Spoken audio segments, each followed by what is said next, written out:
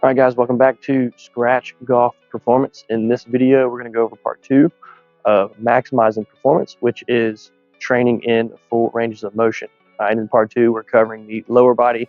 The main movements I'm going to go over today are the squat movement and a hinge movement. Two things that I see a lot of people struggling with, not being able to get into that full range of motion due to some limitations in maybe the ankles, the knees, and the hip. The main struggle that I see in that hinge movement is people, number one, just not being able to hinge the hips all the way back, but also number two, not being able to keep that back flat. We're going to go over those two things today in part 2 of maximizing your performance training for golf. Let's get into it.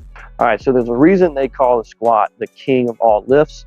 That is because it is a full body lift. Even when you're holding the bar on your back, you're working your lats, you're working your core, you're working your upper back, and then of course you're working your legs and your hips when doing the squat. So I think this is one of the most important movements that people need to include in their training, just because it's such a good overall body strength and hypertrophy movement. All right, but the main thing that I see when we're squatting is, number one, people not being able to get down to what's called parallel, or getting down to proper depth. All right, I see a lot of people here, all right, squatting in maybe a quarter squat, or they're just not able to externally rotate their knees and then get all the way down to depth. In the squat, like I said, we want to get down to parallel.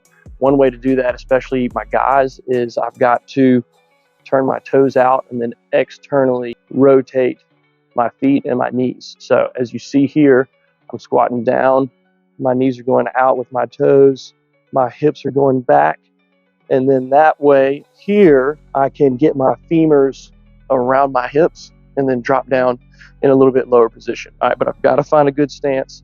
I've got to turn those toes out a little bit, and I've got to get those knees going out as I go down. I see a lot of people trying to squat straight down, especially if you don't have a lot of dorsiflexion, which I'm going to go over in a second.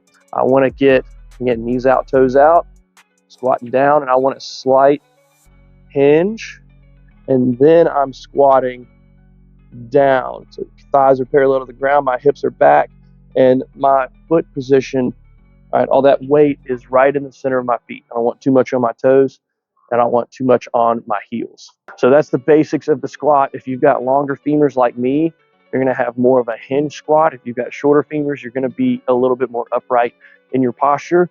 So kind of figure out your body type, how your body best moves through space when you're doing the squat, and then focus on those basic mechanics. So two biggest things that I see in squat limitations with my athletes and the people that I train.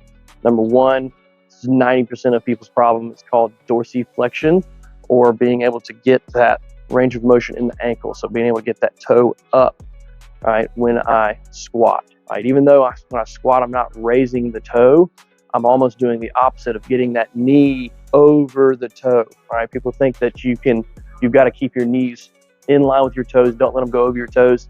That's kind of true and kind of false. All right, most people when they squat, they're going to get their knees a little bit over their toes. But if you don't have any dorsiflexion, your knees aren't moving at all, and then it's all going to be in your hips. So some people just can't get down low because they can't get past that point right there.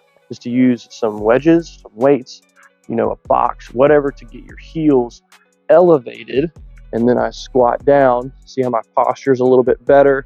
I can get down a little bit lower because I'm reducing the amount of dorsiflexion that I have to have. So that's a short-term fix for the main problem that I see in the squat, which is limited dorsiflexion. Item problem 2 that I see is, like I was talking about earlier, that external rotation of the knees and getting those knees out and away while I squat down. So these next two things that you can do are going to be some active movements to start working that external rotation. The first one is just going to be a deep squat with a drive out with my knees. So this one's going to be kind of an isolated movement. So I'm just going to go down.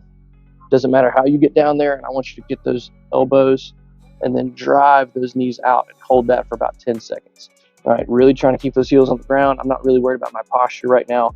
I'm just worried about pushing those knees out, stretching those adductors, all right, stretching that groin out, and then just kind of getting used to that external rotation. Come back up. And then the last one, you're going to grab this band, put it around your knees, and this is going to kind of activate the glutes and then really help you focus on driving those knees out. So you can do this body weight, you can do this with a goblet squat, dumbbell, or you can do it with a back squat. this is a good way to practice after you do all of those other movements. So I'm going down, knees out, butt back, and then I'm here holding that. All right, so that second problem, like I was talking about, is externally rotating those knees when I squat down. All right, that's just due to limited hip mobility and flexibility. So a couple of movements that you can do here in order to fix that long term is just a 90-90 hip. So I'm keeping my heels on the ground. I'm going to rotate my legs to one side. I'm working internal rotation on this leg, external rotation on that leg, and then I like to lean into it to get a little stretch in that hip. And then I'm going to try and rotate the other side, doing the same thing, keeping those two 90-degree angles, working on that internal and external rotation. One thing that I like to do in tandem with that is once I do about 5 90-90 rotations, I like to get that back hand, put it on the front knee, and then I like to rotate that leg up, so get a lot of external rotation. So the 90-90 position's working on the hip flexibility on the outside of your hip. This one's working on the external rotation, so the mobility part of the inside of the hip. Another movement is just a simple frog stretch. So you can start in a half frog here and then just rocking those hips back and forth. Then you can progress down to a full frog. So knees here. Then I like to just drop my hips back and then rock them forward. You can progress that mobility the more you do it. So you can start working those legs out a little bit more. Now I'm going to show you a couple ways to improve that dorsiflexion, starting at this point that I'm going to show you and then progressing to the end movement that I'm going to show you. So we're just going to do a elevated, almost like an ATG split squat. All right, but I'm really trying to drive that knee over the toe and keeping that heel on the ground. So I'm just driving. All right, notice how I'm not going straight down. I'm trying to go forward, starting at this elevation and then working your way down as it gets easier, ultimately getting down to the ground. One thing you could do as well is do a loaded. So if you're just having a really hard time forcing that knee over the toe, you can get a loaded, elevated ATG split squat right here, and then just hold that. See how I got a little bit further over the toe? Do this about 5 or 10 times, holding that stretch, then coming back up. All right, so the next movement that we're going to go over is the hinge. All right, the hinge is super useful in any type of exercises we're doing in the weight room, whether it's a deadlift, whether it's RDL, whether it's a bent over row, keeping that spine safe. Anytime I round the back, right, I put pressure and load on the discs rather than through my hips, my hamstrings, and my erectors. But a lot of times what I see is, number one, people are just tight, so they don't have a lot of mobility. 2, people just don't know how to manipulate their hips through space. First one's going to be with a stick. You can do a broom handle, whatever you got that's straight and rigid, and you're going to put it on your back. All right, notice how that stick is running straight down my back. All right, and the next step is to slightly bend the knees, and then I want to push my hips back. So I'm going to shift my weight through my heels, push my hips back, and then see how I'm here, flat back, stick still along my spine, and I'm bent over, and then come back to the top. If you feel yourself bending your spine at all right, notice how that stick is in one spot on my spine, and then you can feel it kind of digging in. All right, so really try and squeeze that stick with my shoulders. All right, and then push the hips back. All right, try and just figure that out, all right, until you get that feeling of that stick running all the way down your spine.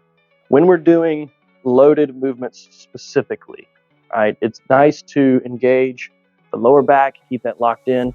It's nice to hinge the hips, but if I can't engage my lats and my traps, all right, it's going to ultimately lead to that rounding of the spine. So one good thing to work on, even with these cables, I like to use a band, squeezing the lats in that hinge position. So get that hinge, and then what I want you to do is just bring that weight into you and squeeze those shoulders, and then bring it right back down. I do that for 5 reps. Notice how my chest gets big as I squeeze.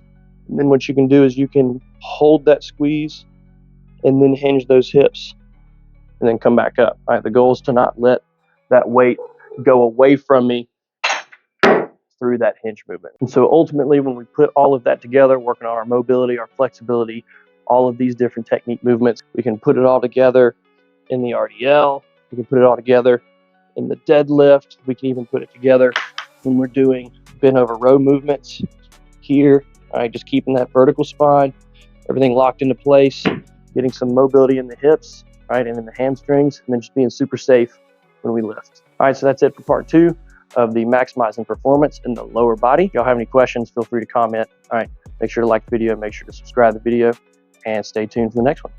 Peace.